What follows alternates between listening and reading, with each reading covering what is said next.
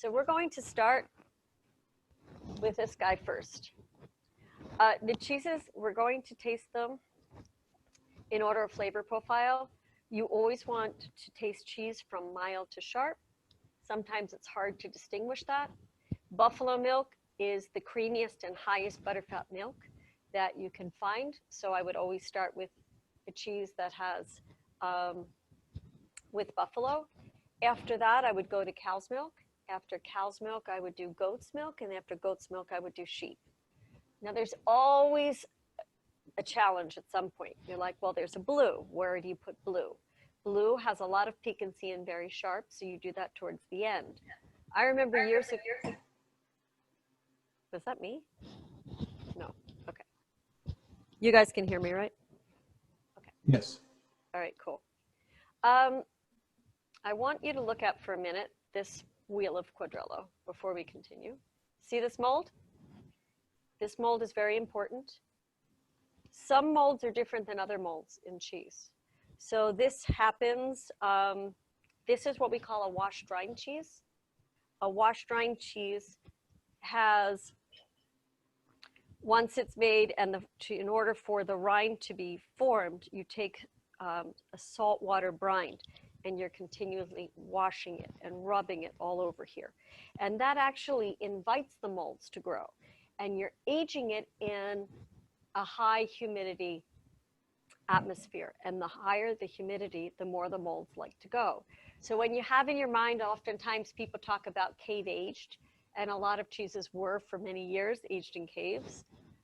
There's high humidity in the cave. So those molds just are like hanging around, and then they like to attach themselves to the wet and the humid part in the cheese. And we need that mold for the development of the cheese, for it to be good. And in the actuality, mold shows you that a cheese is alive. If you ever buy cheese and it stays in your fridge and it doesn't grow mold, that's when you need to be worried, because that's not normal. That's not normal at all. So more and more we're showing cheese with mold. It doesn't mean you have to eat the rind. We should talk about that too. Let's do that. Let's talk about rinds and how you organize a cheese plate for a second. Okay, we're gonna go back and meet the Quattro Portoni, the Gritti family for a moment, going back to the Quadrello.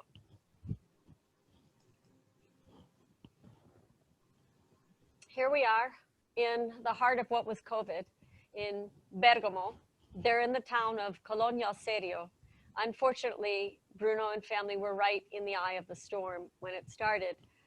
This is a lovely little town where many of Bruno's cheeses are named for the different entryways to his town that are there.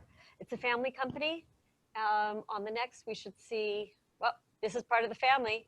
They have 950 buffalo that they religiously raise well and are constantly choosing the ones that produce the best milk to have the most quality milk.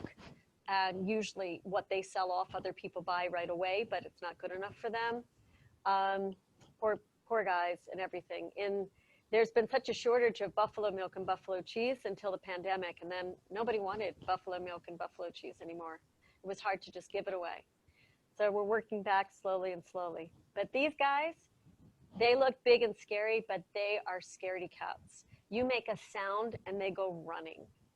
They have these, it's a sustainable farm, and you go and you have all the buffalo who are spaced out properly, and their bars kind of move. And sometimes, like by mistake, you like hit the bar and it just makes a noise, and then they just go scattering. They freak out. They also create, they take out their waste and they turn it into biogas, which I like. And then they're just, it's a great family that works with. Bruno and his brother used to raise cattle, and then they decided to switch it out for buffalo in the year 2000. And they always had in mind to make cheese, but they were afraid. But in 2006, they started to make cheese, and every recipe that they used, they wanted to make traditional cheeses from Lombardy, Italy, with buffalo milk instead of cow's milk, which was the norm. But the milk is different. The properties are different, and they failed. So they had to start from scratch. The Quadrello, I hope you're seeing, and I hope you've let all your cheeses be out for at least 1 hour and breathe, because you should always have your cheeses at room temperature. and so that you can get that nice, pliable, beautiful feeling of that texture of that voluptuousness on your tongue and that creaminess. The buffalo just kind of explodes big on your tongue. The family that you saw was Roberta and the wife Elena, and they were in their tasting room, but it's a very united family and they all work in the business. Bruno handles sales and the cheese making, and Alfio handles the animal husbandry. More often than not, Alfio has like a body part in, you know, some sort of a cast or something, because when he was going to take care of the animals, they would get scared and then they'd hit him just a little bit and he'd end up with a broken arm. So there's lots of pitfalls into taking care of buffaloes. But I never liked buffalo mozzarella at all. And I was in a trade show and I saw this big oblong cheese and I'm like, oh my God, that's gorgeous. And I went closer and there was this square blue cheese. It was just like this huge cube. It was like twice this size going up. And look, I've been doing this for like 26 years. And I'm still not a big blue fan. And the blue that I almost like the best is the blue de Bufala, because of the creaminess of that buffalo milk that kind of offsets the spiciness in the blue. But I adore this Quadrello and that just the voluptuousness and the creaminess with which it is. And it's similar to like a taleggio because it's a washed rind cheese, but because taleggio is a protected denomination of origin cheese, which has to be made from cow's milk, although it's from the same area, which is Lombardy. You can't call it taleggio. And thus they called it Quadrello for quadro, or like square shaped in Latin. Let's see what the next slide is. Well, let's take 1 second here. Okay. And talk about what you want to pair with this. Is there something that you usually pair this with?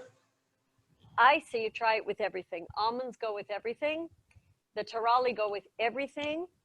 So I would more likely pair it with the fig jam on the table than with the mostarda, because your mostarda is the crab apple, and that's one of the more pungent ones. It's hand sliced crab apples with the mustard oil, but I think it's fun to still try it.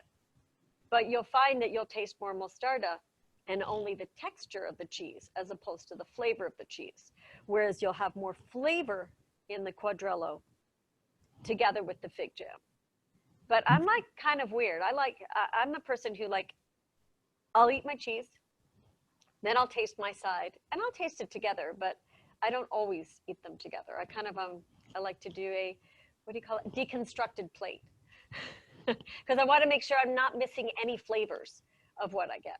So I always try and do it in like a triangle, every which way, so I can evaluate which way I like it the best. Well, I was really surprised that it has as much tanginess. So I was kind of thinking that it was a little bit more sweeter, but I really love the way that that earthiness comes across and that little bit of tanginess. So with the fig, it really kind of brings out more of the fig and settles down a little bit of that tanginess and brings out more butter. So very nice. Yeah, I really like that. Did you eat it with the rind? Yes. Yes, that's where you're getting most of your earthiness that are there. But the buffalo milk you have, yeah, that light bit of tang just at the end, but it's more, it's what I liked about Bruno's cheeses. It's more sweet though and less of the tang than what it is there. So cool. Michael said that some of these cheeses, he's been in the industry for, how long have you been in the industry? 15 years. So he's just tasting some of these for the first time too. So this is fun for me, so. Yeah, this is an unusual cheese. I think one of the biggest problems that most retailers would have with it is because it has a little more difficulty in being able to handle it, and it's not something that can just sit on a shelf for weeks at a time. So fresh cut stores would probably be the best, but it's a very, very nice cheese. A lot of character to it. I love washed rinds are my favorite. I've always loved them. It's one of the categories that I judge at both the international and world, so I really enjoy that. And I chose two things to be able to swap out to pair up with these cheeses. And I got a pale ale with Sierra Nevada and Italian Prosecco. So bounce back and forth between them, you know, to give me a little bit of diversity. But the pale ale works really well with that. Well, I actually did some single malt whiskey classes when I was in the Caymans, and with cheese, and I love doing tequila tasting with cheese, and I thought it really worked. But the malts, the scotches really worked really well with it. But I do say a lot that sparkling wines work really well with cheeses too, depending again on their sweetness factor.